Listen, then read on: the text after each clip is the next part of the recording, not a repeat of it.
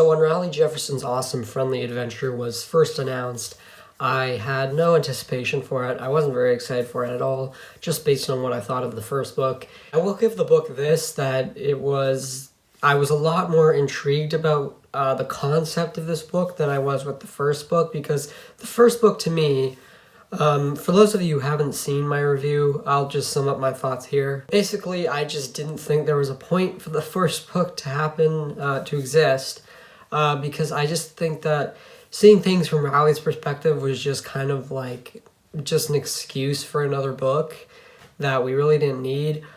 And it wasn't funny. I didn't think a lot of the jokes worked, and at least for me. I mean, I know there's a lot of people who actually like Diary of an Awesome Friendly Kid, but I just personally didn't. And it also made no sense for me for Greg and Rowley to remain friends at the end of the book, considering like throughout the book, we've seen how unlikable Greg is and how much Rowley actually has problems with Greg, but they still remain friends, which is just really weird. This was an interesting concept for a sequel. I mean, it's Rowley writing about a fantasy type story, and we've never really seen that from these books before. So without further ado, let's finally dive into Rowley Jefferson's Awesome Friendly Adventure. So the thing I was kind of expecting with this book is that it's not all the fantasy story.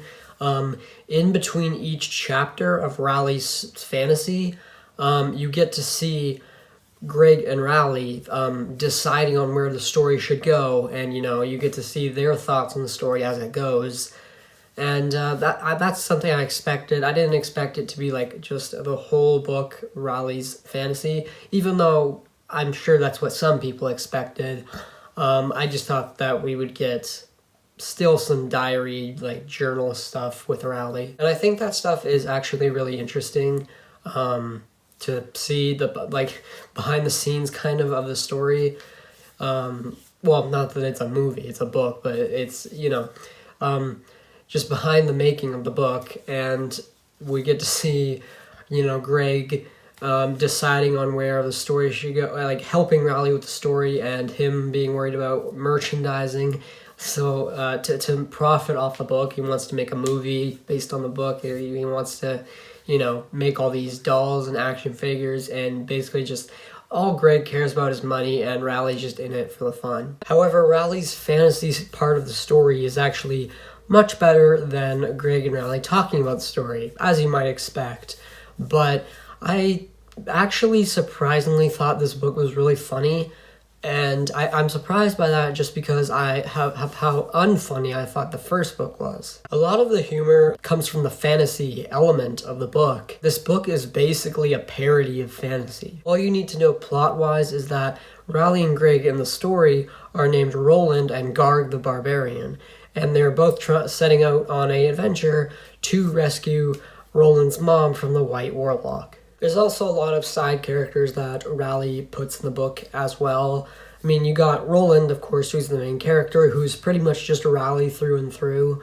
And then you got Garg the Barbarian, who is just Greg as a barbarian, who admires his muscles. The One-Eyed Wizard, who's self-explanatory. Shavana, who is an archer.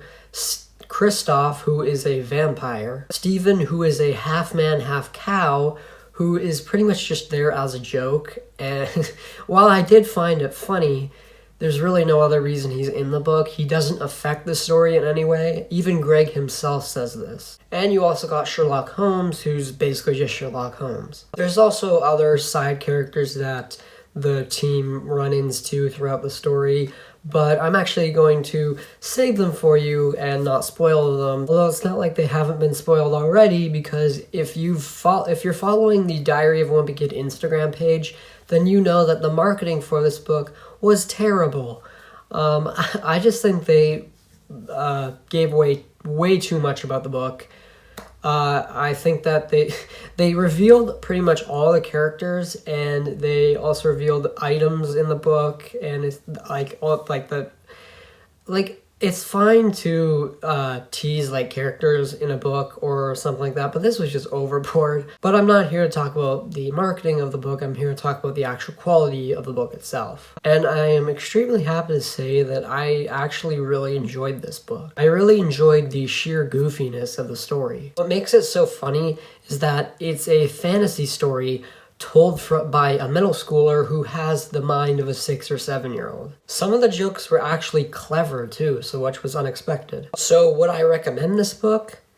Well, I would certainly recommend it to people who just want a funny book to pass the time, because you probably will have a really good time with this book. It's extremely funny, as I said. But I honestly don't know how Wimpy Kid fans, like die-hard Wimpy Kid fans, are gonna feel about this, because you know, a lot of the book is not told in the traditional diary format that we're so used to with all the other books in the series.